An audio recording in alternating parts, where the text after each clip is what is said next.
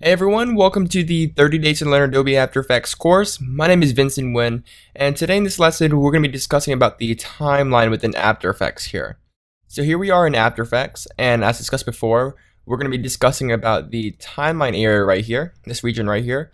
And this is where we're going to be doing most of our work and spend most of our time within the application. So this is where all of our media assets and all of our layers are stored in the composition. Now the project media panel holds all these files in a bin, but they're not any good unless we use them in our composition. So in order to get them into the timeline, you're going to need to create a new composition. So let's go to composition, new composition, and we'll just call this main comp. And I'll just change my width to 1280 and my height to 720, and this is just kind of standard 720p definition resolution. And we'll just hit OK. So now we have a composition. So now that we have a workspace to kind of work in, our composition to work in, we can actually now drag our footage or our layer or whatever you have into the composition panel timeline right here. So now our media assets are stored and used in our main composition.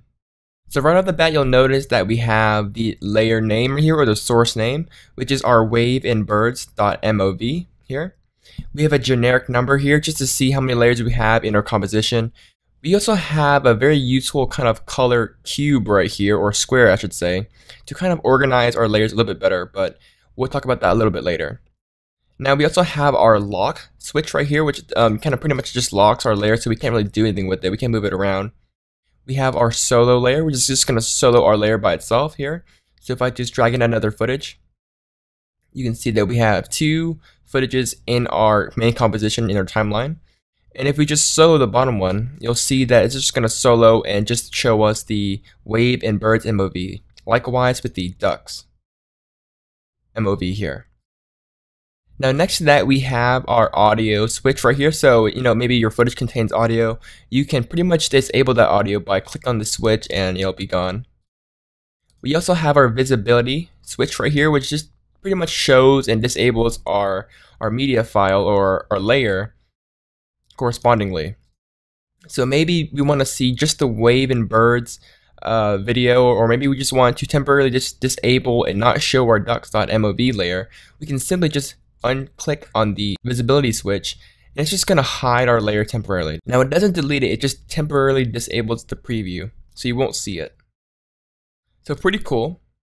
Now you can actually rename your source files here, give it a nickname by hitting enter on your keyboard, and we can change this to maybe footage 1. And then we can hit enter again and call this footage 2.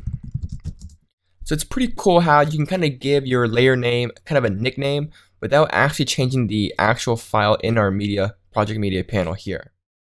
Now on the right side, you have your blending modes, pretty standard here.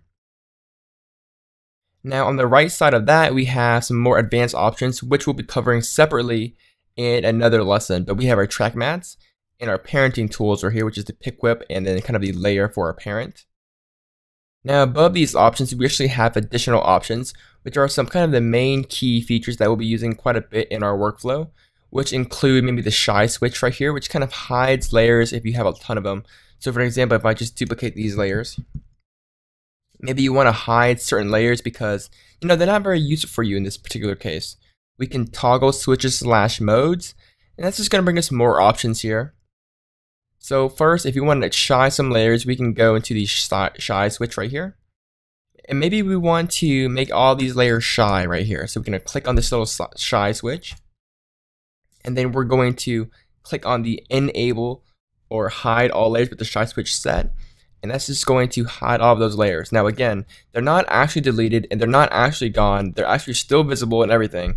They're just not shown in our timeline. So it's a very nice way to hide certain layers that you may not need at the time in your timeline. Now we also have additional options such as the enable frame blending, again, which we'll be talking about a little bit later, as well as motion blur, brainstorm, auto keyframe properties, and of course the graph editor, which we'll be discussing a little bit later in another lesson individually. So over here we have, again, the shy switch. We have the rasterization switch right here, which we'll be talking about a little bit later, or collapse transformation. This is the quality switch, which we can pretty much change the quality now. After Effects handles footage pretty well, but maybe you have like 4K footage or something, and maybe you don't want to see, the full res image. We can switch to a more draft version of it. As you see here, it looks a little bit more degraded for faster previewing.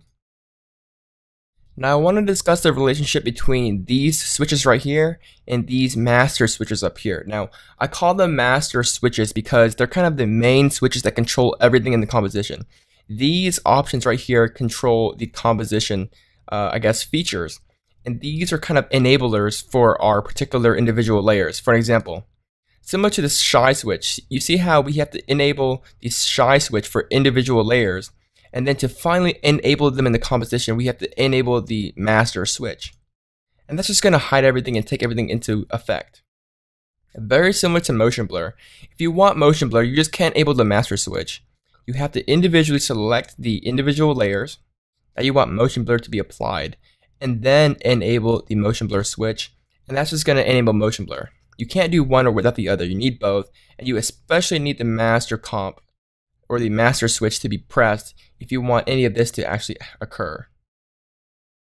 Now that's not always the case, for example, with the 3D cube right here, but we'll be discussing about that a little bit later. So let's go ahead and move to the right side here. And this is the actual timeline where we have some actual time indicators and time rulers, and we can change our duration, stuff like that. So first off, how the heck do you make a cut? Well, as you can see here, each individual layer has its own duration. These footage right here can have about a 14-second duration, while these have beyond a 20-second duration here. So I'm going to go ahead and extend our timeline. So let's go to composition settings, and we'll change the duration to maybe around 50. We'll zoom out. And now you can see the end of the footage duration right here. So to trim layers, we can simply just drag the ends over like this, and maybe trim it from the front. And notice how you'll see like a transparent bar here. And that's telling us that yes, there's still footage left over, we just trimmed the area. Now you can actually kind of displace this kind of transparent bar over a little bit, like that. So it's just going to start right here. So pretty much the solid bar is just a time indicator for After Effects to know when the footage is starting. And then we can actually offset the actual footage on the starting points by sliding these over here. So maybe you want this part of the footage to be kind of visible here. So we want to trim 10 seconds in like this. And then we can slide the end over here. And that's just going to play the last 10 seconds of our footage. Or we can just scoot this thing over here. And it's going to play the first 10 seconds of our footage here. So that's how you make basic cuts and edits. And then of course you can individually drag layers, in timeline.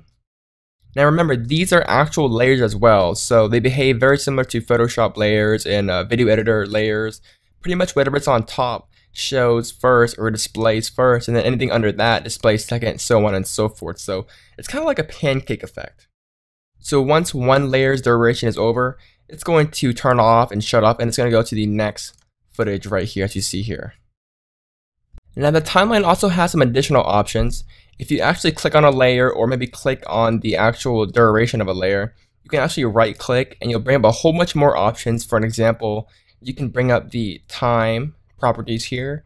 You can bring up the transform, mask, quality, switches, as we discussed before, the shy switch and all that stuff, the solo, motion blur. So there are actually a lot more options in the timeline than you may know. But again, I won't be explaining all this in this lesson because it's going to make a lot more sense once we figure out individually what all these things do. And then we can come back here, and this is kind of like a shortcut hub where you can apply effects faster and so on and so forth. So this has just been a really quick overview of the timeline in After Effects. Hopefully it wasn't too complicated for you. I tried to break it down as best as I could. If you guys have any further questions, don't hesitate to leave them in the forums. I'll get to them as soon as I can. In the next lesson, we're going to be talking about effects in After Effects, how to apply them, control them, and how effects are rendered within After Effects. So once again, guys, my name is Vincent Nguyen.